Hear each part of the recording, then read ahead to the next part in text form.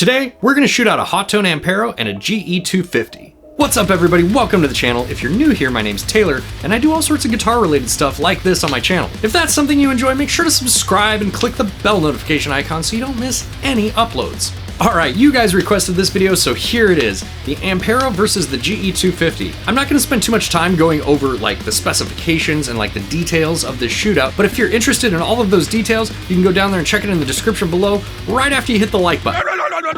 If this is your first time here, or you're not familiar with my shootouts or comparisons, what I do is I reamp a guitar DI on a song that I'm working on through each of the units. I'll be doing it with both stock cab IRs as well as third-party cab IRs, and I'll also have a soloed section in this video so that you can hear just the differences between the modelers without any post-processing or, without the drums and the bass and, all the other things that make it kind of difficult to hear what's going on exactly with the guitar. The amp models that we're going to be shooting out for each of the units are the 5150, the Soldano Slow 100, and we're going to be shooting out a Mark series amp from each of the different modelers. Now they didn't have the same Mesa Mark series amplifiers in each of the units, so I used the Mesa Mark 3 in the GE250 and the Mark 4 in the Ampero. I also threw in a clean amp this time because you guys ask me all the time to do comparisons with clean amplifiers, and for the clean amp, I used each modeler's version of a Fender Twin Reverb. There's going to be 3 sections in this video. First one is going to be the amps in a mix with the cab IRs that are in the units. The second section is going to be the guitars in a mix